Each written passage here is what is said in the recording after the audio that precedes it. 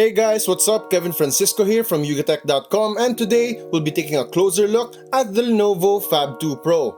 Now this is a huge device obviously, but it's the world's first smartphone with Google's Tango, which is an environment scanning augmented reality technology. It's actually pretty exciting, so you ready? Let's go! The Phab2 Pro, since it's mainly for multimedia use, carries a sizable footprint for better viewing of content. Dominating the front of the device is a large 6.4-inch IPS display, which is then mounted with a 2.5D curved Gorilla Glass. Placed above the display are the earpiece, sensors, and the 8-megapixel front camera. Down below are 3 capacitive buttons for navigation. They are backlit, although very faint, just enough to see them when navigating the phone in total darkness. Flip it on its back and you'll see its metal chassis. Our device came in gunmetal gray, but there's also champagne gold if you prefer a classier look. The model we have has a matte finish which repels fingerprint effectively. Also seen here are thick antenna bands at the top and bottom which continue to the sides of the chassis. It's a bit crowded at the back since this is where all the tools for its Tango feature are placed.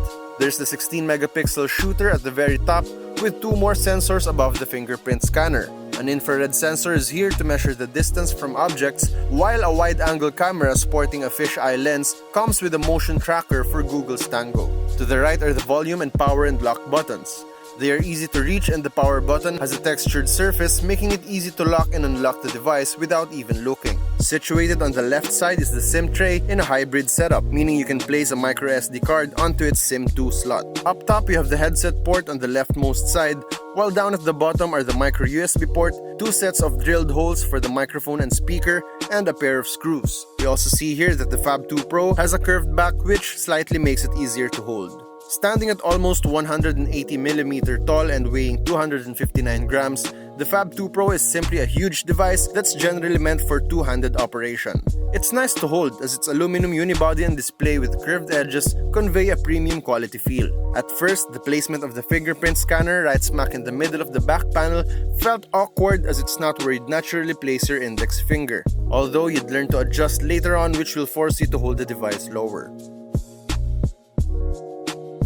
The oversized smartphone is carrying a 6.4-inch display with QHD resolution panel. This brings its pixel density to 459 ppi. The images it produces are vibrant in color and doesn't fall short on details. It also has impressive contrast, which is quite enjoyable when watching video content or playing games. Speaking of content consumption, its sizable screen definitely helps a lot to give you a more immersive experience, whether you're just watching a video or using its augmented reality apps. We used the device to play games under direct sunlight, and we were still able to distinguish and see the images even with glare present. Viewing angles are also commendable. The Phab2 Pro ships with complimentary JBL in-ear buds. It is a decent sounding audio device but has that muffled sound that I personally am not a big fan of. Bass is decent, mids could use a little more power, while highs are left wanting. Basically, it's a mediocre performer but is still a lot better than watching or playing games using its loudspeaker that only fires on one side.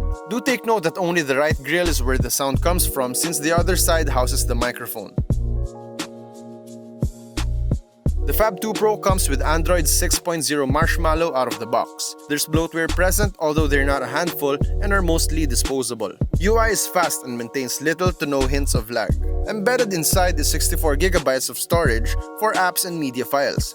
If you need more space, there's always the microSD slot that supports up to 256GB. Again, expanding your memory will not cost you a second SIM like with hybrid setup since it has its own dedicated tray.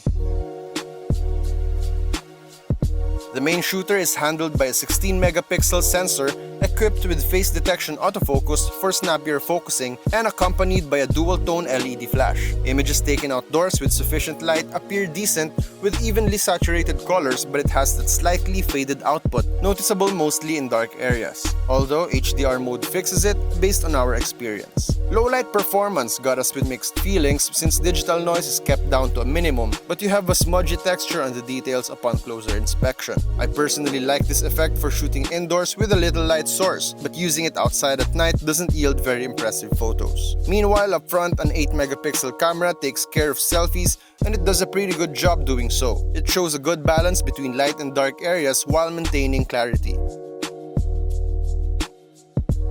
The Lenovo Phab2 Pro's main selling point is the Tango technology developed in partnership with Google. The said tech enables augmented reality gaming and utilities which allow you to see objects with information and graphics overlaid on it. One of the more useful software that utilizes Project Tango is the measurement app. It basically uses the phone's depth sensing and object tracking sensors to measure the distance between 2 points, like for a wall or flooring. Of course, there are also apps that are simply for fun. For example, the Holo app lets you insert different personalities over real-world images. My personal favorites are the gorillas, zombies, and Donald Trump with his famous lines. I built that one, I built that one, and I built that one. I'm an incredible builder. It's fun to play around with since you can put in a lot of these things and individually program what each of them would do. It's also worthy to mention that its 3D mapping prowess is almost spot on.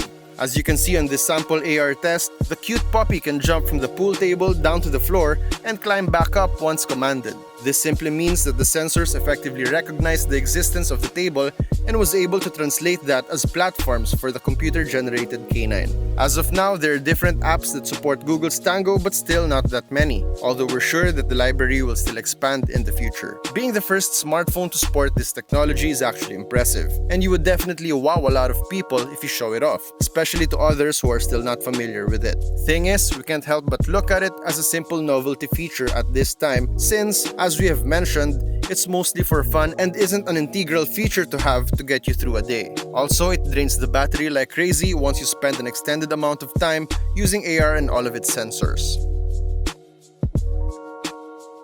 Running the show is Qualcomm's Snapdragon 652 octa-core processor, and although it isn't the top-of-the-line CPU from the company, is fairly enough to handle processes for the Tango and the smartphone in general. There were slight lags when switching between multiple apps and we experienced a couple of crashes at times, but nothing too severe. The processor is then accompanied by an Adreno 510 GPU and 4GB of RAM, which proved to be capable of handling high-res graphics and multitasking. Fingerprint scanning is swift and responsive, and we had no problems using it for unlocking the device. We also ran our usual benchmark tests where it scored over 82,000 for Antutu. Here are the rest of the test results.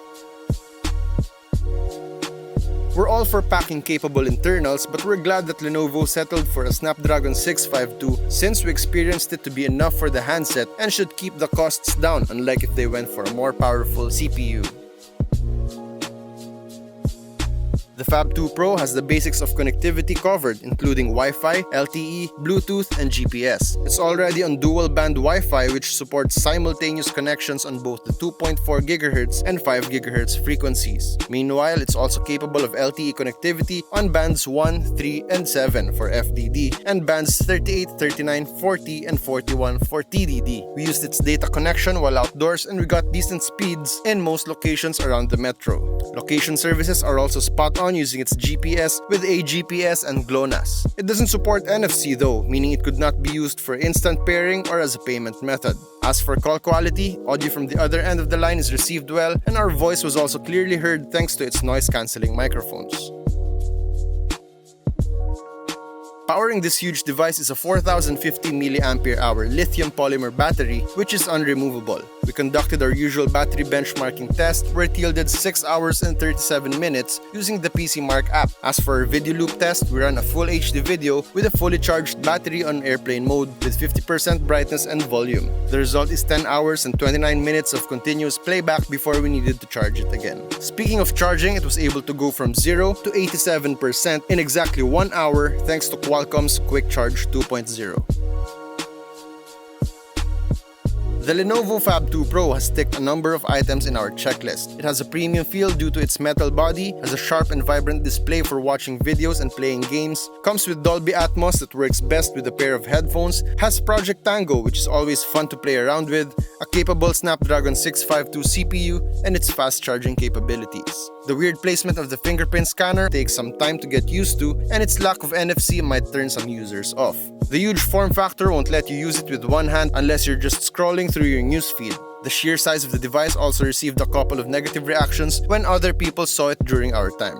Still, with the price tag of 24,999 pesos, it's actually not a bad phone for what it is and what it offers. In the end, you just have to ask yourself if having AR on a phone will be of good use to your everyday activities.